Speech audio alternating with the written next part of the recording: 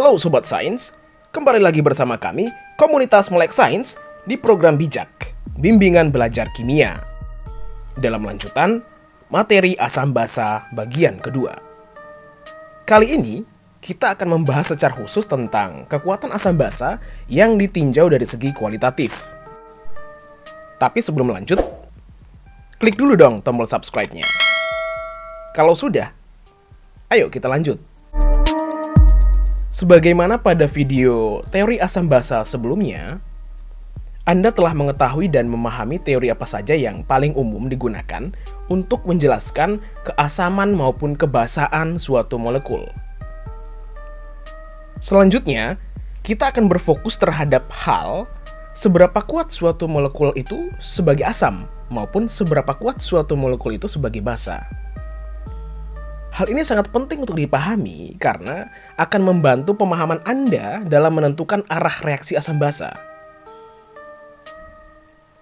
Di dalam memahami kekuatan asam secara kualitatif, maka aspek yang paling penting yang menjadi fokus pembahasan kita adalah struktur dari suatu molekul dan pengaruhnya terhadap sifat keasaman yang dimilikinya.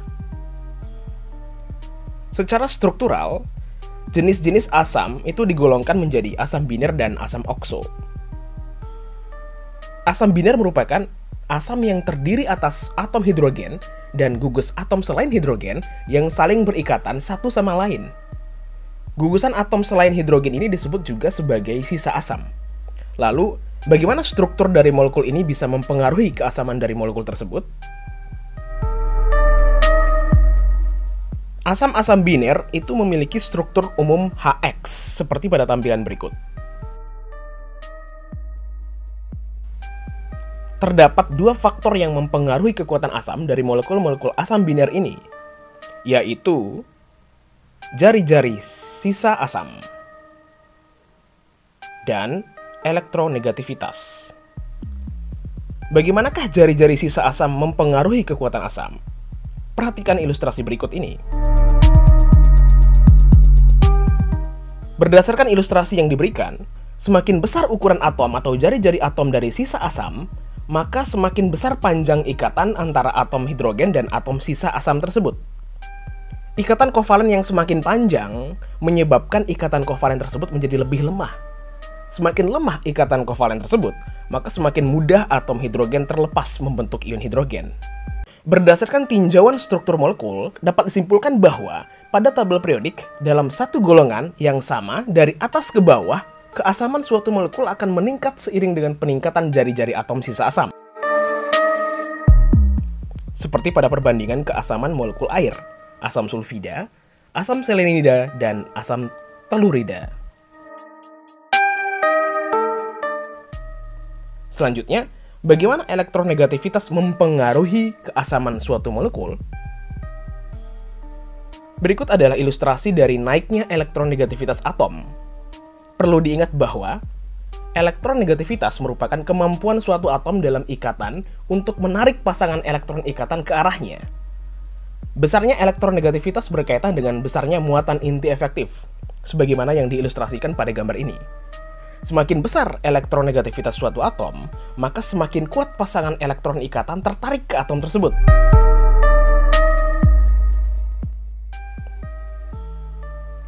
Sesuai dengan penjelasan tersebut, maka dapat disimpulkan bahwa pada tabel periodik dalam satu periode yang sama, dari kiri ke kanan, keasaman suatu molekul semakin meningkat seiring dengan meningkatnya elektronegativitas dari atom sisa asam.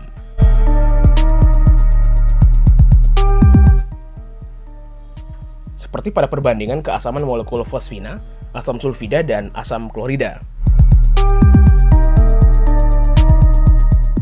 Baiklah Sobat Sains, sekarang kita akan fokus ke asam-asam okso. Asam okso merupakan asam yang terdiri atas atom hidrogen dan bagian sisa asam yang mengandung oksida maupun hidroksida. Asam-asam okso memiliki rumus umum ONMOHM, seperti yang tampak pada video, di mana N adalah jumlah atom oksigen dan M adalah jumlah gugus hidroksida. M kapital menunjukkan atom pusat dari asam, bisa berupa atom golongan 5A, 6A, dan 7A.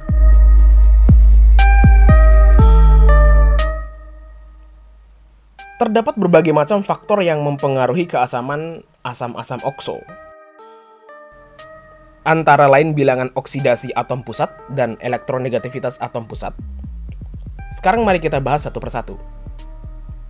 Keasaman suatu molekul sebagai pengaruh dari bilangan oksidasi dapat dikaitkan dengan jumlah atom oksigen yang melekat pada atom pusat asam. Semakin banyak atom oksigen yang terikat ke atom pusat, maka semakin tinggi bilangan oksidasi atom pusat tersebut. Selain itu, semakin banyak atom O yang terikat, maka efek induktif yang dihasilkan juga semakin besar. Atom O yang mempengaruhi keasaman asam okso adalah atom O yang terikat pada atom M dan tidak mengikat hidrogen. Atom O yang seperti ini akan menarik kerapatan elektron ikatan pada ikatan MO dari bagian MOH, sebagaimana yang diilustrasikan pada video. Peristiwa penarikan elektron ikatan inilah yang disebut sebagai efek induktif. Selanjutnya, efek induktif ini akan menyebabkan hidrogen menjadi lebih mudah lepas sebagai ion proton. Adanya tarikan elektron ikatan pada ikatan MO menyebabkan kerapatan elektron di sekitar atom O yang mengikat hidrogen menjadi berkurang. Kerapatan elektron di sekitar atom O yang berkurang membuat atom O menarik pasangan elektron ikatan dari ikatan OH, seperti pada gambar berikut. Efek induktif yang ditimbulkan menyebabkan hidrogen lebih mudah lepas. Semakin besar efek induktif, semakin mudah atom hidrogen terlepas. Dengan demikian, makin banyaknya atom oksigen yang melekat atau makin meningkatnya bilangan oksidasi atom pusat, maka akan menyebabkan keasaman molekul asam okso juga meningkat. Kita akan membahas faktor lain yang mempengaruhi keasaman asam okso, yaitu elektronegativitas dari atom pusat. Di mana semakin besar elektronegativitas suatu atom, maka semakin kecil ukuran dari atom tersebut. Lalu bagaimana faktor elektronegativitas ini dapat mempengaruhi keasaman suatu asam okso? Mari kita perhatikan ilustrasi berikut. Semakin besar ukuran atom M, berarti elektronegativitasnya semakin rendah, dan juga sebaliknya. Atom M dengan keelektronegatifan tinggi atau berukuran kecil akan cenderung mengalami ikatan kovalen dengan gugus OH.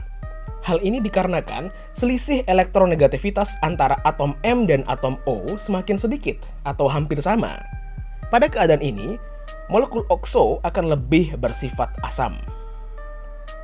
Di lain pihak, semakin rendah elektronegativitas atau semakin besar ukuran atom M, maka atom M akan cenderung mengalami ikatan ionik dengan gugus OH. Karena selisih elektronegativitas antara atom M dan atom O cukup besar. Pada situasi ini, molekul okso akan lebih bersifat basa atau dengan kata lain, keasamannya menjadi lebih lemah. Sifat basa yang dimaksud di sini karena molekul dapat melepaskan ion OH- atau hidroksida. Salah satu contoh dari faktor elektronegativitas dalam mempengaruhi keasaman molekul asam okso adalah pada perbandingan keasaman dari asam hipoklorit, asam hipobromit, dan asam hipoiodit, seperti pada ilustrasi berikut ini.